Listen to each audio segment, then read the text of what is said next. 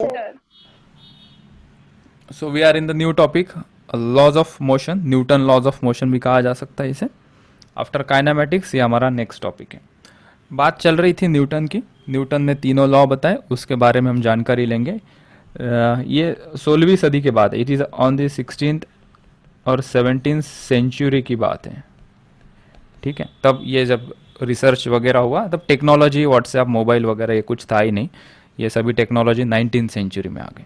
सो हम classical physics पढ़ रहे हैं. We are studying this classical physics. Classical physics हम पढ़ रहे हैं. क्लासिकल फिजिक्स के अंदर हम पढ़ रहे हैं फोर्स वगैरह. तो इसको क्लासिकल मैकेनिक्स भी कहते हैं. Classical mechanics. मैकेनिक्स का मतलब है any object which is at rest और इन मोशन. उसके रिगार्डिंग जो कुछ स्टडी हम करेंगे उसको कहेंगे मैकेनिक्स. जो ऑब्जेक्ट हमें दिखता है फिजिकली, बड़े ऑब्जेक्ट जैसे कि फैन रोटेट हो रहा है, गाड़ी चल रही है, कोई ब्लॉक किसी टेबल के ऊपर रखा है, कोई ऊपर से पत्थर गिर रहा है, तो वो तो हमने पढ़ा था सर काइनेमेटिक्स में. यहाँ पे क्या पढ़ेंगे? यहाँ पे हम फोर्स की बात करेंगे. In this topic we will basically talk about the force. Force कितने प्रकार के होते हैं, मतलब टाइप्स ऑफ फोर्सेस क्या है, और different different types of forces कैसे बिहेव करते हैं. Everything we will study under this topic. ठीक है. सो ये तो इसका इंट्रोडक्शन पार्ट हुआ. यहाँ से आगे अभी टॉपिक रफ्तार में आ जाएंगे. रफ्तार मतलब एक मोमेंटम हमें मिलेगा. इसके बाद जो आगे वाले टॉपिक आएंगे ये सभी रिलेटेड होंगे. This all topics will be related. So ये पहला सबसे important topic, laws of motion. So kinematics में भी हमने velocity, acceleration, time, displacement, distance इसकी बात की थी, लेकिन कभी हमने फोर्स का जिक्र नहीं किया था. We never talk about the force. किसी ऑब्जेक्ट के ऊपर हमने बोला था ये रेस्ट पे है तो इनिशियल वेलोसिटी इसकी 0, एस डिस्टेंस ट्रैवल करने के बाद ये यहाँ पे आ गया, उसकी वेलोसिटी v हो गई, टाइम t हुआ था, और हमने पूछा कि इसका एक्सेलरेशन कितना. तो हमने वो फॉर्मूले यूज़ किए, v is equals to u plus a t, s is equals to u t plus half a t square, और वगैरह वगैरह फॉर्मूले यूज़ किए हमने वहाँ पे. लेकिन कौन फोर्स लगा रहा था इसकी बात ही नहीं की थी. इफेक्ट और कॉज ऑफ फोर्स की बात ही नहीं की थी. ठीक है, फोर्स का इफेक्ट एंड इसका कॉज, ये दोनों की बात हम ये टॉपिक में करेंगे. So mostly we will focus on the force. ठीक है, फोर्स क्या होता है, कितने प्रकार के फोर्स होते हैं, उसकी जानकारी अभी स्टार्ट करते हैं. ठीक है, तो बुक वाली डेफिनेशन, बुक में क्या लिखा होता है वो डेफिनेशन पहले पढ़ लेते हैं कि फोर्स को कैसे डिफाइन किया है, फिर हम हमारे रास्ते से इसे पढ़ेंगे. ठीक है, फोर्स को बचपन में भी पढ़ा था, हमें एक टॉपिक भी था ये 9th-10th स्टैंडर्ड में जहाँ कहीं था. अ पुल और पुश विच चेंजेस और tends to change the state of rest और यूनिफॉर्म मोशन और direction of motion of any object is called as force. Push और पुल जनरली हम सादी भाषा में उसको कहेंगे, किसी ऑब्जेक्ट को मैं यहाँ पे पुल कर रहा हूँ, इसको पुश कर रहा हूँ. ठीक है, सो पुलिंग और पुशिंग, इससे क्या होगा, ऑब्जेक्ट के ऊपर क्या होगा, क्या क्या हो सकता है, उसकी स्टेट चेंज होगी. अभी स्टेट चेंज होगी मतलब क्या, tends to change the state of rest. ये ऑब्जेक्ट पहले रेस्ट में था, मैंने उसको पुल या पुश जो कुछ किया उससे ये बॉडी के अंदर बॉडी का चेंज हुआ. तो चेंज हुआ मतलब बॉडी एक्सेलरेट हुई, तो हमने कहा बॉडी की स्टेट ऑफ रेस्ट चेंज हो गई. पहले रेस्ट पे था, फोर्स लगाने के बाद क्या हो गया, ये मोशन में आ गया. ठीक है, राइट. और क्या हो सकता है, और यूनिफॉर्म मोशन में चल रहा है. अगर कोई ऑब्जेक्ट यूनिफॉर्म मोशन में चल रहा है तो उसको हम ब्रेक लगाएंगे. गाड़ी यूनिफॉर्म मोशन में, हमें लगा कि उसकी स्पीड चेंज करनी चाहिए तो हमने ब्रेक लगाया. सो यूनिफॉर्म मोशन में चल रहा है तो हम ब्रेक लगाएंगे. ठीक है, तो उसकी रेस्ट पोजीशन चेंज हो सकती है. मोशन में है तो उसको हम रोक सकते हैं, क्या करके, फोर्स लगा के. और किसी का डायरेक्शन भी चेंज कर सकते. कोई बॉडी ऐसी चल रही थी, हमने स्टीयरिंग व्हील चेंज कर दिया, स्टीयरिंग व्हील लेफ्ट में घुमाया, हम लेफ्ट में जा रहे. तो because of force what you can do, you can make it in motion. Force से किसी रेस्ट वाले ऑब्जेक्ट को तो मोशन में ला सकते हो. कोई मोशन में है ऑब्जेक्ट, कोई गाड़ी चल रही है, उसको तुम रोक सकते हो. या कोई मोशन में है बॉडी, उसका डायरेक्शन चेंज करते हो. फोर्स लगाने से डायरेक्शन भी चेंज होता है और उसकी पोजीशन या स्टेट ऑफ रेस्ट या मोशन भी चेंज होती है. ये बुक वाली डेफिनेशन हमें पता है. ठीक है, फोर्स इज द इंटरेक्शन. अभी देखो हम थोड़ा एक एक स्टेप इसके कोर में जाते हैं. दूसरे टाइप में हमने क्या बोला, force is a interaction between the object and the source. Source क्या है, मतलब एक्सटर्नली जो हम फोर्स लगा रहे, दिस इज सोर्स, ठीक है, और ये क्या है, ये ऑब्जेक्ट है। इनके बीच में कुछ इंटरेक्शन हुआ ना, क्या इंटरेक्शन हुआ, ये सोर्स ने इसको टच किया, ग्रैब किया, उसको पकड़ा और इसको खींचा, राइट। तो इनके बीच में, ऑब्जेक्ट के बीच में और हमारे सोर्स के बीच में इंटरेक्शन था। कैसा इंटरेक्शन था, डायरेक्ट कांटेक्ट, उसमें पकड़ लिया। यहाँ पे भी देखो ये दरवाज़ा खोलने की कोशिश कर रहा है, तो इसने दरवाजे का हैंडल पकड़ा है ना, so the object and the source are in direct contact. आगे चल के देखते हैं कि ऐसे भी फोर्सेस होंगे जो बिना कांटेक्ट के भी लगते हैं। जैसे कि हाथ में कोई ऑब्जेक्ट ले लो और उसे छोड़ दो, अपने आप नीचे चला जाता है, उसका किसी के साथ कांटेक्ट नहीं है, तो वो कौन सा फोर्स है, ग्रेविटेशन फोर्स, राइट। अब तुम मैग्नेट के साथ खेलते हो, पॉजिटिव पॉजिटिव रिपेल करते, मैग्नेट के साथ सेम पोलैरिटी नॉर्थ नॉर्थ को अगर एक दूसरे के सामने रख दो तो रिपेल करता है, तो एक मैग्नेट भागता है। हम उसको बचपन में खेलते थे ना, एक पीछे उसके लगा दो मैग्नेट, उसको घुमाओ, तो उन दोनों के बीच में तो कोई कांटेक्ट नहीं था, फिर भी उसके ऊपर फोर्स लग रहा था दूसरे मैग्नेट के ऊपर। तुम ऐसा खेलते थे, ये कोई मैग्नेट है, ठीक है, और ये दूसरे मैग्नेट के पास लेके जाओ, ये आगे चला जाता है, तुम उसके पीछे पीछे लेके जाते, लेकिन इनके बीच में देखा जाए तो कोई भी कांटेक्ट नहीं था। सो इसको कहते हैं electromagnetic force, non contact force. तो हमने कहा कि फोर्स के तो बहुत ही टाइप्स है यार, हम इसको एक डेफिनेशन से उसको बांध नहीं सकते। तो हमने कहा कि पहले टाइप्स ऑफ फोर्सेस क्या है उसकी जानकारी लेते हैं, डिफरेंट डिफरेंट टाइप्स के साथ में तुम्हारी मुलाकात कर दूंगा, इंट्रोडक्शन हो जाएगा उनके साथ, फिर हमारे कोर टॉपिक के अंदर हम चल लेंगे, ठीक है। तो पहले हम टाइप ऑफ फोर्सेस देखते हैं, फिर फोर्स का यूनिट वगैरह उसकी बात कर लेते हैं, ठीक है। टाइप्स ऑफ फोर्सेस, फोर्स को ब्रॉड कैटेगरी में ऐसे डिफाइन किया जाता है, ठीक है, अलग अलग टाइप से भी हम डिफाइन कर सकते हैं, फॉर आवर अंडरस्टैंडिंग इतना समझना काफ़ी है। तो हमने फोर्स को ब्रॉड कैटेगरी की, एक होता है इलेक्ट्रोमैग्नेटिक फोर्स, बताऊंगा उसके बारे में भी, ग्रेविटेशनल फोर्स, ये कॉन्टैक्ट फोर्स, और दूसरा होता है न्यूक्लियर फोर्स, ठीक है।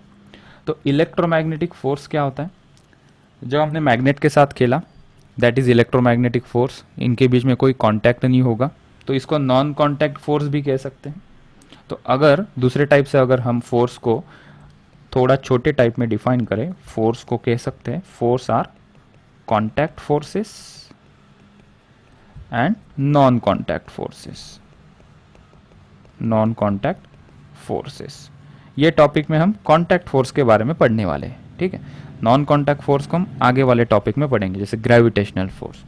तो इसके अंदर देखा जाए तो ये जो तीनों हैं, this three are called as non contact forces. ये सभी के सभी इनको क्या कहेंगे, non contact forces, non contact forces, ठीक है। अच्छा, इसका डिस्कशन ये टॉपिक में नहीं होगा, ठीक है, फिर भी हम इसकी जानकारी ले लेंगे, आगे चल के देखेंगे हम। पहले जान लेते हैं कांटेक्ट फोर्सेस क्या है। कांटेक्ट फोर्सेस ये ज़रूरी है ये टॉपिक के लिए। उसके अंदर हमने कैटेगरी की, पहला बोला हमने नॉर्मल रिएक्शन, जैसे कि कोई ऑब्जेक्ट रखा है टेबल के ऊपर, उसका वज़न नीचे लगता है और ये टेबल उसके ऊपर न्यूटन के थर्ड लॉ के कारण नॉर्मल रिएक्शन लगाता है, तो इसको हम कहते हैं नॉर्मल रिएक्शन। ये बुक ने किसी ऑब्जेक्ट के ऊपर फोर्स लगाया, ये ऑब्जेक्ट ने भी बुक के ऊपर फोर्स लगाया, action is equals to reaction, तो इसको हमने नॉर्मल किया है। आएंगे उसके डिटेल में आएंगे, यही तो पढ़ना है हमें। फिर टेंशन, कोई ब्लॉक है, नीचे एक ब्लॉक है, इसको सीलिंग से लटकाया हमने, बीच में रस्सी लगाई, तो ये रस्सी के कारण ये दोनों होल्ड हो रहे हैं। नीचे का ब्लॉक क्यों स्टेबल कंडीशन में है, नीचे क्यों नहीं गिरा, बिकॉज हमने उसको रस्सी लगाई। सो रस्सी के अंदर कुछ हुआ होगा, रस्सी ने उसके ऊपर कुछ फोर्स लगाया होगा, तो उसको हम कहते हैं टेंशन फोर्स। तो ये भी हम पढ़ेंगे, नॉर्मल रिएक्शन, टेंशन, ये पढ़ेंगे। इसके बाद वाले टॉपिक में, इमीडिएट बाद वाले टॉपिक में हम फ्रिक्शन के बारे में पढ़ेंगे। फ्रिक्शन तुम्हें पता है, किसी रफ सरफेस के ऊपर हमने ऑब्जेक्ट रखा, ऑब्जेक्ट के ऊपर मैंने एफ फोर्स लगाया, अगर ये रफ सरफेस है तो फ्रिक्शन फोर्स अपोज करता है, खर खर खर खर खर खर खर खर आवाज भी आ जाएगी, पीछे चला जाएगा ऐसे। सो friction force always sometimes opposes the motion, sometimes supports the motion. इसका फंडा भी क्या है वो हम आगे देखेंगे, ठीक है। अब इसके अंदर ये जितने भी फोर्सेस हमने देखे उसकी थोड़ी बहुत जानकारी ले लेते हैं, इनकी थोड़ी बहुत जानकारी ले लेंगे हम, और कॉन्टैक्ट फोर्स की डिटेल जानकारी ये टॉपिक में चलेगी, ठीक है। ये सभी फोर्सेस के टाइप हैं। सबसे पहले देखते हैं इलेक्ट्रोमैग्नेटिक फोर्स क्या है, डेफिनेशन देखनी है सिर्फ ऊपर ऊपर से, ये 12th में आएगा हमें, पूरा लंबा चौड़ा टॉपिक है इलेक्ट्रोमैग्नेटिक के ऊपर 12th स्टैंडर्ड में। हम जानते हैं इलेक्ट्रोमैग्नेटिक फोर्स क्या है। डेफिनेशन क्या कहती है इसकी, a force exerted by one particle on the other because of the electric charge on the particles is called as electromagnetic forces.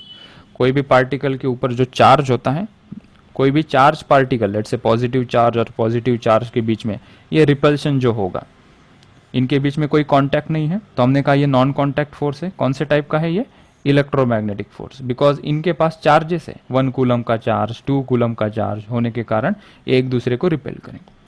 अगर अपोजिट पोलैरिटीज के हैं तो ये अट्रैक्ट करेंगे। तो इनका जो इंटरेक्शन होता है, इनके जो फिनोमिना होता है रिगार्डिंग चार्जेस, चार्जेस के कारण एक दूसरे पार्टिकल के ऊपर फोर्सेस लगाते हैं, उसको कहते हैं इलेक्ट्रोमैग्नेटिक फोर्सेस। इलेक्ट्रिक और मैग्नेटिक फील्ड के रिलेटेड कुछ चीज होती है ये, जिसको कहते हैं इलेक्ट्रोमैग्नेटिक। वो हम 12th स्टैंडर्ड में डिस्कस करेंगे, अभी नहीं। फिर ग्रेविटेशनल फोर्स, ये भी एक नॉन कॉन्टैक्ट फोर्स है। हमारे सबके ऊपर ग्रेविटेशनल फोर्स लगता है, इसलिए हम ग्राउंड से चिपके हुए हैं हम सब लोग। कितना एक्सेलरेशन हमारे ऊपर लगता है, तो ये टॉपिक में हमने देखा था, पीछे वाले टॉपिक में। कोई ऑब्जेक्ट को हम ऊपर से फेंकते हैं तो इसके ऊपर जी लगता है, acceleration due to gravity 9.8 meter पर सेकेंड स्क्वायर। ठीक है, अगर तुम वेइंग मशीन के ऊपर खड़े हो जाते हो तो तुम्हारा वेट दिखाता है वहां पे। तो बेसिकली वेट क्या है, ये जो एक्सेलरेशन ड्यू टू ग्रेविटी ये क्या है, अर्थ क्या करती है, अर्थ किसी भी ऑब्जेक्ट को उसके सेंटर की तरफ खींचती है। कोई भी ऑब्जेक्ट रहो, उसके इन्फ्लुएंस में उसका कुछ रीजन होगा। हवा में भी होती है वो, हवा में एरोप्लेन उड़ता है, पेट्रोल खत्म हो गया तो गिर जाएगा, मतलब हवा में भी ग्रेविटेशनल फोर्स लगता है। तो कोई इसका एक रीजन होता है, उसके बाहर तुम चले जाओ तो ग्रेविटेशनल फोर्स नहीं लगेगा, उसके अंदर हो तो ग्रेविटेशनल फोर्स लगेगा। लेट्स से कोई एरोप्लेन फ्लाई हो रहा है, उसके ऊपर भी ग्रेविटी अपना फोर्स लगाएगी। कहाँ लगाएगी, सेंटर की तरफ। ठीक है, तो इसका सिंपल सा एक्सप्लेनेशन देखो। ये कोई टेबल है, टेबल के ऊपर हमने ये ब्लॉक रखा है। अब ये ब्लॉक के ऊपर फोर्स लगेगा, कौन सा फोर्स लगेगा, हमने कहा gravitational force. Because of gravitational force हम वेट दिखाते हैं, gravitational force is mg। Detail में नहीं जा रहा हूं, ऊपर ऊपर से बता रहा हूं। और जब ये इसके कांटेक्ट में आया तो ये टेबल ने ये ब्लॉक के ऊपर एक फोर्स लगाया अपवर्ड डायरेक्शन में, इसको कहेंगे हम नॉर्मल रिएक्शन। ठीक है, बेसिकली ग्रेविटेशनल फोर्स है, तभी हम कांटेक्ट फोर्स की बात कर सकेंगे। तभी तो ये जो ब्लॉक है ये टेबल के ऊपर बैठ पाएगा, right. It will be at rest on table because of gravitational force. तो gravitational force is a different topic, अलग सा टॉपिक हम पढ़ेंगे। It is a non contact force. अभी के लिए हम क्या करेंगे, इसको इतना याद रखेंगे, gravitational force is a non contact force. Gravitational force का भी फॉर्मूला आता है, हमने पढ़ा था, Gm1m2/r²।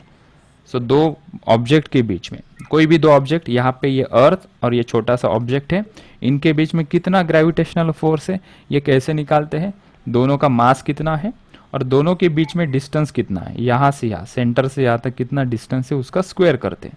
तो इसको इनवर्स स्क्वायर लॉ भी बोला जाता है। ठीक है, वो टॉपिक में हम डिटेल जाएंगे, अभी हम आगे चलते हैं। फिर है न्यूक्लियर फोर्स। जो न्यूक्लियस होती है, न्यूक्लियस के अंदर क्या होता है, प्रोटॉन, न्यूट्रॉन, हाँ, उसके अराउंड क्या होते हैं, इलेक्ट्रॉन। तो इनके इंटरैक्शन से it is a very strong force. ठीक है, ये तोड़ना मतलब बहुत ज्यादा एनर्जी लगती है।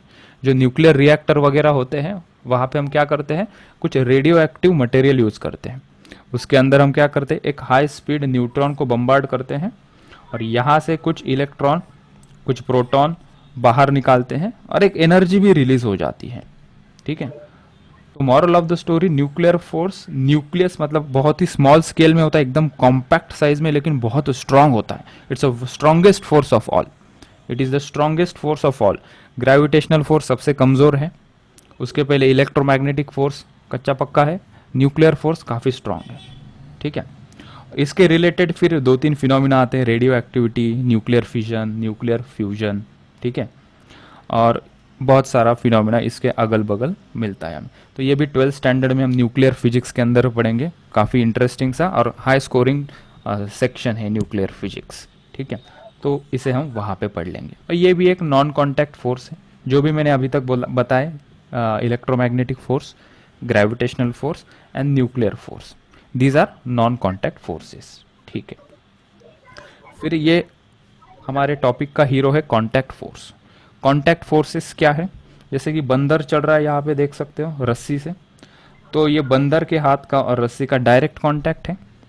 या यहाँ पे नीचे देख सकते हो कोई बक्सा रखा है, बक्से से हमने रस्सी बांध के रखी है, तो ये बक्से का और रस्सी का डायरेक्ट कांटेक्ट है। पेंगुइन भाई साहब चल रहे हैं, ठीक है, इनको रस्सी से बांध दिया है हमने, और एक बंदा उनको खींच रहा है। तो ये बंदा जो रस्सी को खींच रहा है, तो रस्सी के साथ इसका डायरेक्ट कांटेक्ट है, ये रस्सी का पेंगुइन के साथ डायरेक्ट कांटेक्ट है, और ये जो जिस सरफेस पे ये खड़े हैं उनके पैर का और सरफेस का डायरेक्ट कांटेक्ट है। So this kind of forces we will study in this topic. कहना क्या चाहते हैं? Forces which are transmit between the bodies by short range atomic molecular interaction. मतलब ये मैं हाथ से इसको पकड़ा है, इसको उन्होंने कहा है कि जब तुम किसी रस्सी को हाथ से पकड़ते हो, उसको एक टेक्निकल वर्ड क्या है? Short range atomic molecular interaction. ये बॉडी मॉलिक्यूल से बनी है, ये रस्सी भी कोई मॉलिक्यूल से बनी है, इन दोनों डिफरेंट मॉलिक्यूल का डायरेक्ट कांटेक्ट आया, मतलब डायरेक्ट इंटरेक्शन आया, इसको भी हमने कहा दीज आर कांटेक्ट फोर्सेस, ठीक है। दूसरा क्या है? When two objects come in contact they exert contact force on each other. ये बंदर ने क्या किया? रस्सी को नीचे खींचा, तब ये ब्लॉक कैसा आया? ऊपर गया, मतलब ये बंदर ने रस्सी को नीचे खींचा है, ठीक है। सो उसका और रस्सी का डायरेक्ट कांटेक्ट है, तो उसने जितना फोर्स, जितने ताकत से नीचे खींचा, उतना ही फोर्स रस्सी को ट्रांसमिट हो गया। जितना फोर्स इसने लगाया उतना फोर्स इसके ऊपर ट्रांसमिट हुआ। इसके रिलेटेड हमें फिनोमिना पढ़ना है अभी, ठीक है। इसके अंदर माइक चालू है, दर्शन माइक बंद कर।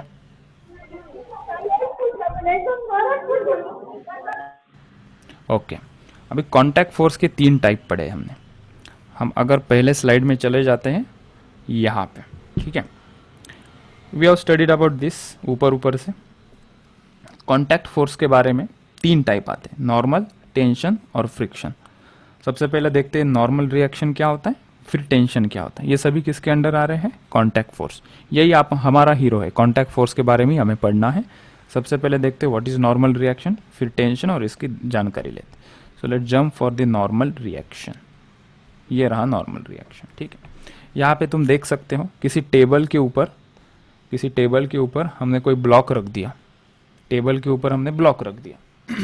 ब्लॉक है 2 kg का, हम जनरलाइज कर देते इसका मास है m kg उसका मास है, ठीक है। टेबल पे क्यों खड़ा है ये? बिकॉज ग्रेविटी अट्रैक्ट करेगी, तो इनके बीच में ये कांटेक्ट हुआ ना, ये दोनों के बीच में हुआ कांटेक्ट, तो यहाँ से एक जानकारी मिली, ये तो कांटेक्ट फोर्स है, ठीक है। थोड़ी देर के लिए इसे भूल जाओ, ये जो मैंने यहाँ पे ये लिखा है, ये फोर्स हम ये नहीं लगाने, ठीक है, ये रेस्ट में है, ये नहीं लगा रहे हैं, ठीक है, ये रेस्ट में है। The block is at rest, this is at rest, ठीक है। ये पोजीशन में क्या लगता है कितने फोर्सेस इसके ऊपर लगेंगे? ब्लॉक रेस्ट में है टेबल के ऊपर, ये लेफ्ट वाला फोर्स इसके ऊपर नहीं लग रहा है, तो हमने कहा इसके ऊपर 2 फोर्सेस लग रहे हैं। पहला फोर्स ग्रेविटी लगाएगी, ग्रेविटी खींचेगी, तो ये टेबल को पकड़ा रहेगा, mg। mg is a weight, weight एक फोर्स है ना, सबको पता है ना, weight is a force. Weight का यूनिट क्या होता है? न्यूटन, और मास का यूनिट होता है केजी, ठीक है। So weight is a force, a kind of force which act because of the mass and acceleration due to gravity. तो वेट का फॉर्मूला होता है m इंटू जी। अच्छा, तो ये ब्लॉक ने टेबल के ऊपर कितना फोर्स लगाया? तो हमने कहा mg इतना फोर्स लगाया, ठीक है।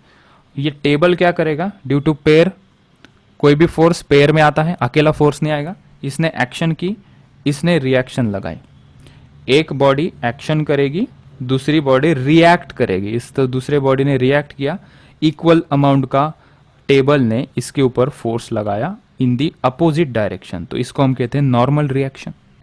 नॉर्मल मतलब जिस सरफेस पे उसके रखा है उसके परपेंडिकुलर फोर्स लगा। नॉर्मल रिएक्शन क्या होता है? वेट के एग्जैक्टली इक्वल एंड अपोजिट होगा, ठीक है, और जिस सरफेस पे एक्ट हो रहा है उसके परपेंडिकुलर होगा, और इसको n लेटर से हम इंडिकेट करते हैं, ठीक है। तो इसको थोड़ा नीट और क्लीन हम यहाँ पे करेंगे। व्हाट वी गेट, साइज छोटी इसकी इतनी, ठीक है। इसके ऊपर एक फोर्स लगेगा mg, नॉर्मल रिएक्शन सरफेस के ऊपर लगेगी n, ठीक है, तो this is all about normal force. ठीक है, सर सरफेस के ऊपर फोर्स कैसे लगेगा? बॉल ये ब्लॉक है, ये ब्लॉक, ब्लॉक किसके ऊपर हाँ। रेस्ट कर रहा है? टेबल के ऊपर। सो ये जो टेबल है, टेबल के ऊपर फोर्स लगेगा कितना? mg। फिर टेबल भी क्या करेगा? इक्वल एंड अपोजिट रिएक्शन से उसके ऊपर फोर्स लगेगा n। तो हम यहाँ पे कह सकते हैं mg is equals to n। मैंने यहाँ पे लिखा when block is at rest, when the block is at rest, जितना mg फोर्स था उतना ही नॉर्मल रिएक्शन थी। ठीक है, नॉर्मल रिएक्शन को हम n से दिखाते हैं। ठीक है, इसकी बात चलेगी आगे, बहुत डिस्कस करना है इसके रिगार्डिंग। थोड़ी जानकारी लेते हैं टेंशन फोर्स के regarding, what is mean by tension force. ठीक है, टेंशन फोर्स यहाँ पे देख सकते हो, कोई ब्लॉक यहाँ पे है, इसको हमने दीवार से एक रस्सी से बांध दिया। तो ये ब्लॉक अगर रस्सी नहीं होती तो इमेजिन करो ये नीचे स्लाइड हो जाता। ठीक है, रस्सी के कारण ये पकड़ा हुआ है यहाँ पे। ठीक है, तो रस्सी के अंदर कुछ फोर्स क्रिएट हुआ, रस्सी के अंदर एक फोर्स क्रिएट हुआ। क्यों फोर्स क्रिएट हुआ? क्योंकि ये ब्लॉक नीचे भागना चाहता है। इसको पकड़ने के लिए हमने रस्सी लगाई। क्यों लगाई रस्सी? ताकि रस्सी कुछ फोर्स क्रिएट कर पाए, इसको रोके, इस ब्लॉक के मोशन को रोके। तो इसी को कहते हैं हम टेंशन फोर्स। ये जो रस्सी है इसको कहते हैं हम स्ट्रिंग। जनरली हम स्टार्टिंग में ये जो स्ट्रिंग है वो मासलेस स्ट्रिंग कंसिडर करेंगे, मतलब इसका कोई वजन होगा 2 ग्राम 3 ग्राम वो इग्नोर कर देंगे, उसको कहते हैं मासलेस स्ट्रिंग। ठीक, अभी टेंशन फोर्स का डायरेक्शन क्या होता है देखो, टेंशन फोर्स का डायरेक्शन बताना पड़ेगा ना। फोर्स कौन सी क्वांटिटी है? Force is a vector quantity. तो यहाँ पे टेंशन का क्या डायरेक्शन होगा? ये रस्सी में टेंशन किस डायरेक्शन में लगेगा? ठीक है, अभी देखना, ये ब्लॉक है, ब्लॉक के अपोजिट डायरेक्शन में एरो लगा दो। ये ब्लॉक है, उसके अपोजिट डायरेक्शन में हमने ऐसा एरो लगाया। सो ये एंड पे टेंशन इन द स्ट्रिंग हुआ इन दिस डायरेक्शन। ठीक है, इसकी भी आगे चल के डिटेल बात होगी, लेकिन थोड़ी थोड़ी बातें मैं अभी से तुम्हारे अंदर इनपुट करना चाहता हूँ। ठीक, अगर मैं यहाँ पे देखता हूँ दीवार से, ठीक है, दीवार और रस्सी के बीच में कांटेक्ट है, तो यहाँ पे भी एक फोर्स लगेगा, वो भी रस्सी है, टेंशन लगेगा। यहाँ पे जो टेंशन लगेगा वो इस डायरेक्शन में लगेगा, ऐसे। तो हम जनरली क्या कहते हैं, इसको याद समझने के लिए, जहाँ पे तुम्हें टेंशन निकालना है ना, तो बॉडी के अपोजिट डायरेक्शन में, बॉडी के अपोजिट डायरेक्शन में। ठीक है, मतलब बॉडी को अपोजिट फेस करके, पीठ करके। ठीक है, और यहाँ पे देखो, इसका अपोजिट डायरेक्शन क्या होगा? यहाँ पे। सो टेंशन का ये डायरेक्शन है। ठीक है, रस्सी में भले ही टेंशन टी एक ही है, लेकिन उसके एंड में टेंशन अलग अलग डायरेक्शन में एक्ट हो रहा है। ठीक है, दूसरे एग्जांपल से थोड़ी जानकारी लेते हैं। ठीक है, ये पुली है, इसको कहते हैं पुली। ठीक है, ये ब्लॉक है, this is block, this is called as pulley, this is called as block. अभी ये टॉपिक पर हमें ऐसे ही दिखेंगे, पूरी डायग्राम ऐसे ही दिखेगी, ब्लॉक होगी, रस्सी होगी, ब्लॉक के ऊपर ब्लॉक होगा, रस्सी ब्लॉक होगा, बहुत सारी चीज़ें ऐसे ही चलेगी। और ये क्या है? रस्सी, स्ट्रिंग। ठीक है, अभी यहाँ पे देखो, ये ब्लॉक के ऊपर मैं कहता हूँ, ऊपर ऊपर से ही बता रहा हूँ ताकि तुम्हें एक ओवरऑल आइडिया आ जाए। मैं कहता हूँ इस ब्लॉक के ऊपर कौन सा फोर्स लग रहा है? मैंने कहा इस ब्लॉक के ऊपर लग रहा है mg, नीचे m1 इंटू जी, ग्रेविटी खींचेगी। मैंने कहा इस m2 ब्लॉक के ऊपर कौन सा फोर्स लग रहा है जो मुझे दिखाई पड़ रहा है? ये है m2g। ये पूरे विजुलाइज करने की बात है, हम हमेशा इसमें एक्सपेरिमेंट नहीं कर सकते। हम स्केच निकालेंगे, मैं कहूँगा कि फोर्स कहाँ लगेगा, तो तुम्हें विजुलाइज करना है कि ग्रेविटी नीचे खींचती है ना, तो यहाँ पे भी नीचे फोर्स लगेगा, यहाँ पे भी m2g नीचे फोर्स लगेगा। कौन सा फोर्स है ये? वेट, इसको क्या कहेंगे? वेट। ठीक है, वेट फोर्स नहीं कहेंगे, वेट फोर्स से अच्छा नहीं लगता तो हम सिंपली वेट कहते हैं। ठीक है, और यहाँ पे भी टेंशन फोर्स नहीं कहते, हम सिंपली क्या कहते हैं? उसको टेंशन कहते हैं। ठीक है, जस्ट टू अंडरस्टैंड मैंने वर्ड लिख दिया आगे, टेंशन फोर्स। ठीक है, अभी यहाँ पे स्ट्रिंग है, ये स्ट्रिंग है, और यहाँ पे भी ये स्ट्रिंग है। तो यहाँ पे कांटेक्ट बन रहा है स्ट्रिंग का और मास का। तो एक ही रस्सी है, तो एक रस्सी में एक ही प्रकार का टेंशन आएगा।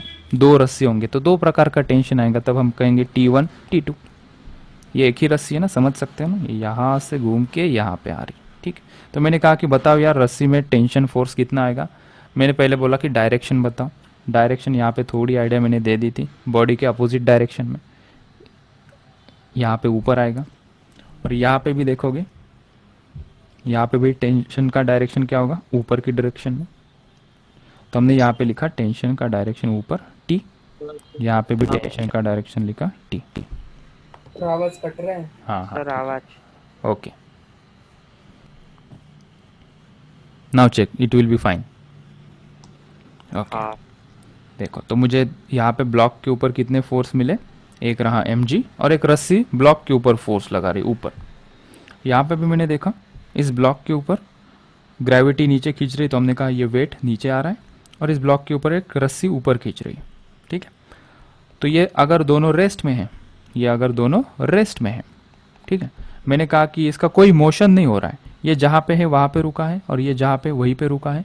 तो ये पूरी बॉडी अगर रेस्ट में है तो हम इससे एक क्या इन्फॉर्मेशन निकाल सकते हैं, देखना। टी ऊपर लग रहा है और mg कहाँ लग रहा है, नीचे लग रहा है, और दोनों इक्वल एंड अपोजिट है।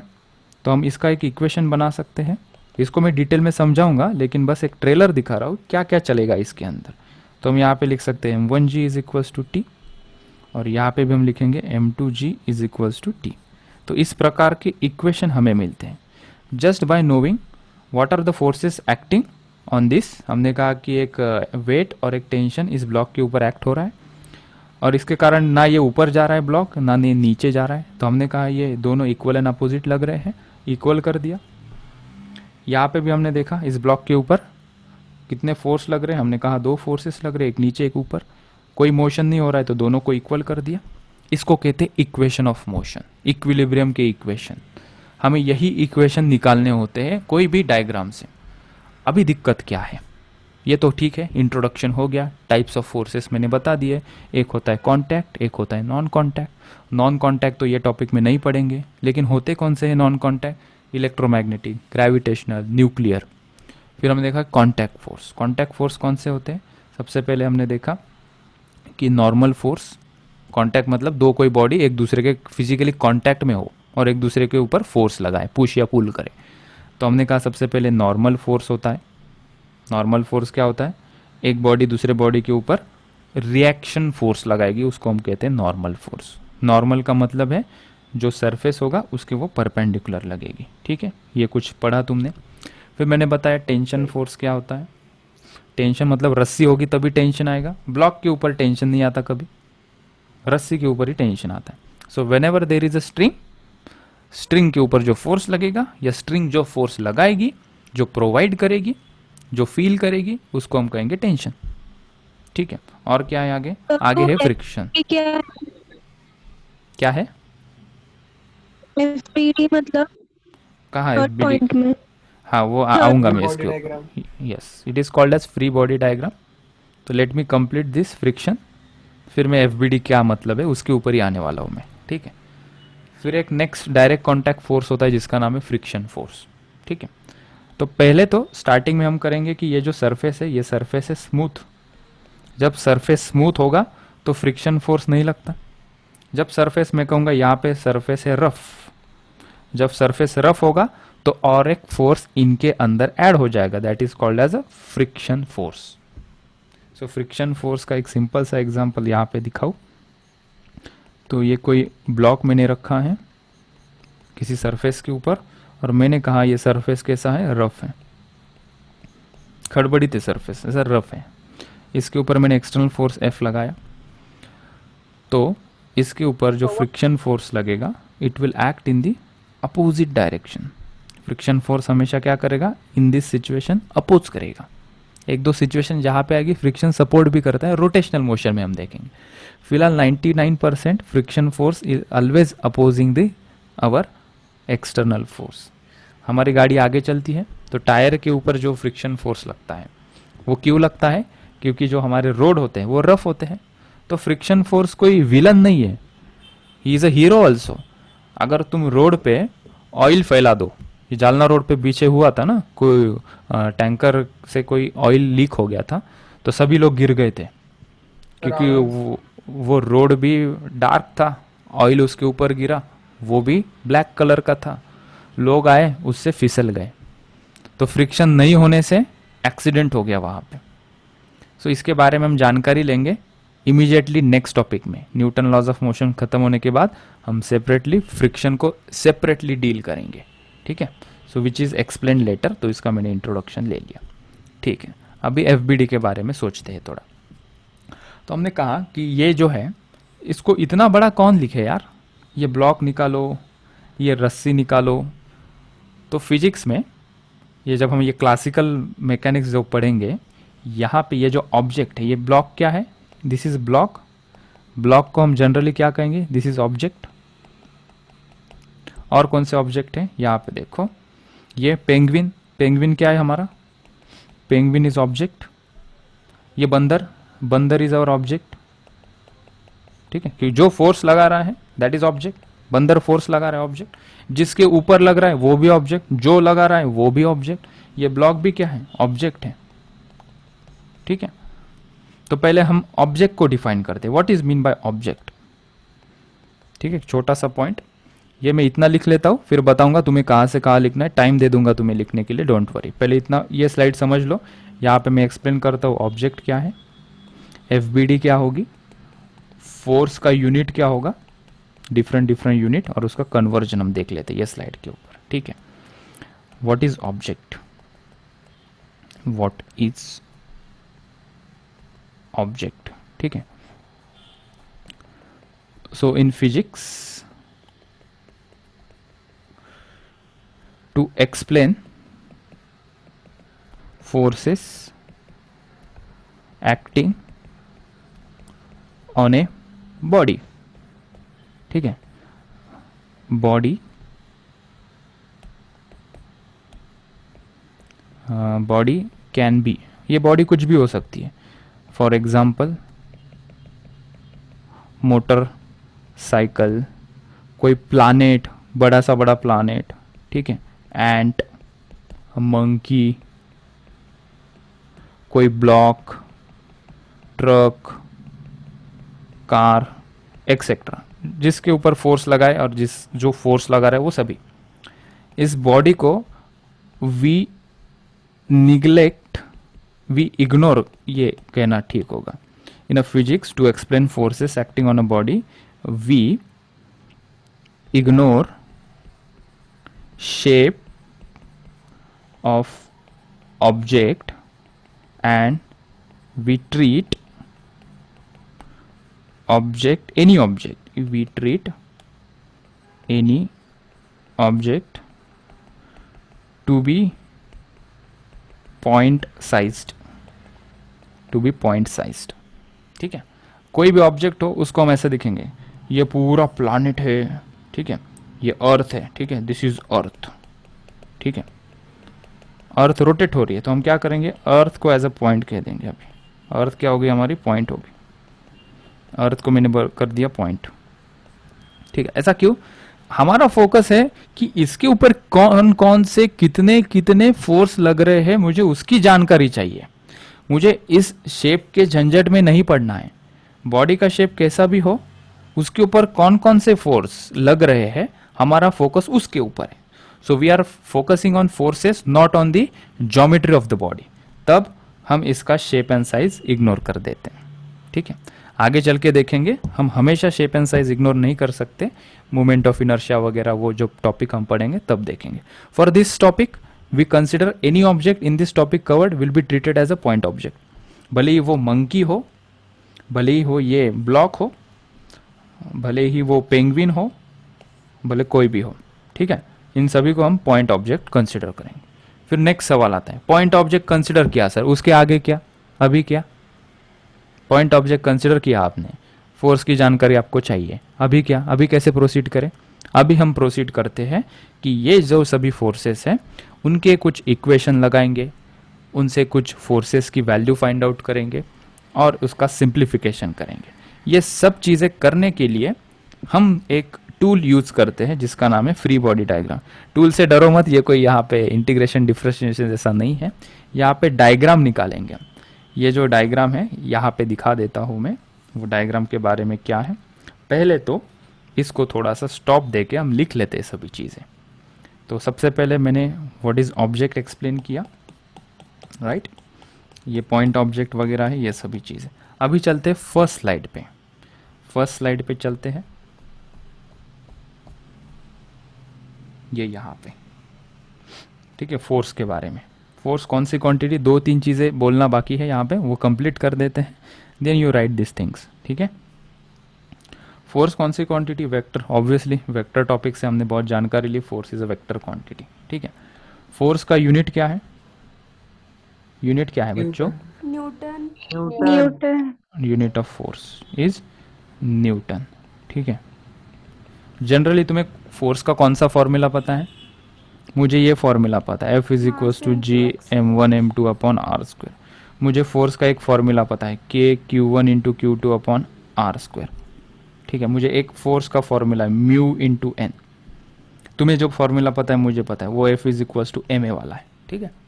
सर ये क्या लिखा आपने, ये ग्रेविटेशनल फोर्स, ये कौन सा फोर्स है, ग्रेविटेशनल फोर्स। सुनो बात को, ग्रेविटेशनल फोर्स ये है इलेक्ट्रोमैग्नेटिक वाला इलेक्ट्रोस्टैटिक फोर्स, इलेक्ट्रोस्टैटिक फोर्स। ये जो लिखा है इसको कहते हैं फ्रिक्शनल फोर्स,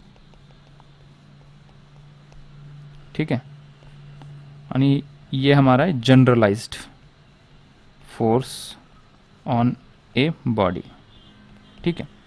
मतलब फोर्स का फॉर्मूला कुछ भी हो सकता है, डिफरेंट डिफरेंट हो सकता है, डिपेंडिंग अपॉन कि वो कांटेक्ट फोर्स है, डिपेंडिंग अपॉन कि नॉन कांटेक्ट फोर्स है, इलेक्ट्रोस्टैटिक है, फ्रिक्शनल फोर्स है, कैसा है, सभी का फॉर्मूला अलग हो सकता है। लेकिन सभी फॉर्मूला में फोर्स ही लिया है, इसलिए कोई भी फॉर्मूला हो, सबका मालिक एक, सबका यूनिट एक, न्यूटन।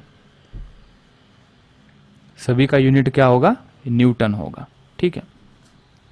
न्यूटन को, ये तो साइंटिस्ट का नाम हुआ ना रे न्यूटन, इसका थोड़ा ओरिजिनल फॉर्म क्या है, ओरिजिनल फॉर्म क्या है फोर्स का, हमने यूनिट मेजरमेंट में देखा था। Will take that example of force is equals to mass into acceleration. मेरी आवाज आ रही है सबको, हाँ सर। हाँ सर। यस। तो मास का यूनिट क्या होता है, केजी। जी, SI unit. We will talk about SI unit, right, standard of international SI unit. Acceleration SI unit में कितना होता है, मीटर सेकेंड स्क्वायर। तो ये केजी इंटू मीटर पर सेकेंड स्क्वायर को ही हम कहते हैं न्यूटन, ठीक है। न्यूटन साहब को थोड़ी सी सम्मान देने के लिए, थोड़ा सा उनका आदर सम्मान करने के लिए, इनके ऑनर में हमने इसको कहा कि केजी मीटर पर सेकेंड मत कहो, अभी से उसको कहेंगे हम न्यूटन। तो ये फॉर्मूला न्यूटन साहब ने बोला था, वो पढ़ेंगे हम, सेकेंड लॉ में आएंगे। Momentum, rate of change of momentum is force, वहाँ से ये फॉर्मूला आता है। बचपन में हमने directly F is equals to m पढ़ा, उसका यूनिट है केजी मीटर पर सेकेंड स्क्वायर, इसी को ही हम क्या कहते हैं, न्यूटन कहते हैं, ठीक है। सो ये लिख लो, यहाँ से स्टार्ट करो लिखना, बस फर्स्ट स्लाइड लिख लो, और मैं इसको अपलोड कर दूंगा। कहाँ अपलोड करूंगा मैं, एप्लीकेशन के ऊपर, तब जो बाकी का है वो तुम उसे लिख लेना। पूरी स्लाइड लिखनी है क्या, बस ये हाँ आपने नहीं, पूरा स्लाइड लिखो, और आज का लेक्चर हम यहाँ ख़त्म करेंगे।